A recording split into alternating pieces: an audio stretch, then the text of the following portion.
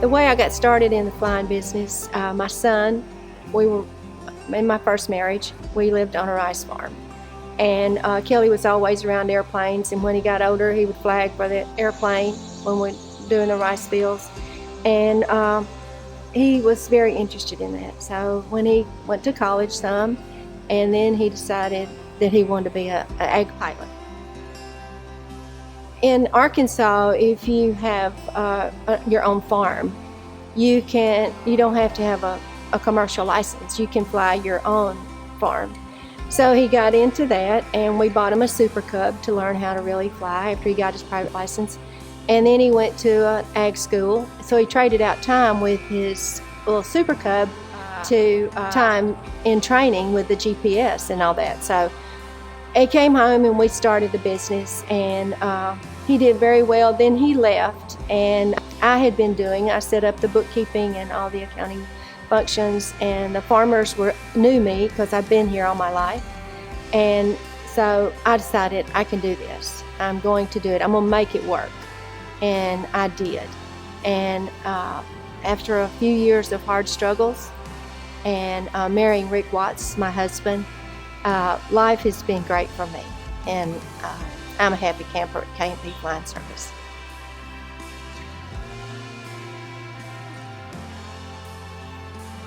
I'm located in southeast Arkansas, about 3 miles from the Arkansas River and 4 from the Mississippi. I live in the Delta, and I'm very proud to be from southern Arkansas. Most of the land here is leveled and irrigated. We have underground pipe, and the crops that we farm and take care of are soybeans, corn, cotton, milo, wheat. There's not much wheat in the area anymore, but there are a few fields. At K&P, we have an air tractor, a 602 air tractor. In the beginning, we started out with a 301. Then we graduated to a 502. We had 2 502s at one time. And then we got the 602. And since 97, I've had a 602 air tractor, and he's worked well for our needs here in my area. The farthest ferry that we have at K&P is no more than a 15-mile ferry. And Don Glasscock is the pilot, and he's been with me working on 16 years now. He's very capable, and the farmers really like him.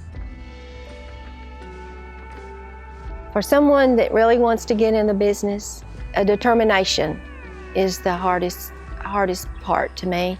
You got to be determined, you got to be totally focused, you got to know what you want to do, and you got to take command of your operation. You got to be the boss, you got to run it like you see best. And at night you're gonna lay awake wondering how I'm gonna pay for that tank of fuel. How am I gonna keep my payroll taxes right? You just have to be determined and say, I can do this, because it's not easy. And it's a hard job, and it's ongoing all the time, because you don't know what's going to happen to that airplane. That's a beautiful airplane, and I am real fussy about it. And you got to know you got to love your equipment and take care of it, because that's what's going to keep you or your pilot safe. And you don't want your airplane wired together. You got to be determined that you're going to send it to the shop when it's time for maintenance, because that could save your life or your pilot's life. And always be careful. Look around at the hangar, look around in your office, check your notepads, and keep your pilot and your ground crew hydrated. Take care of them, because they're the life of your operation. For me to have an air tractor and to be associated with air tractor, I love it.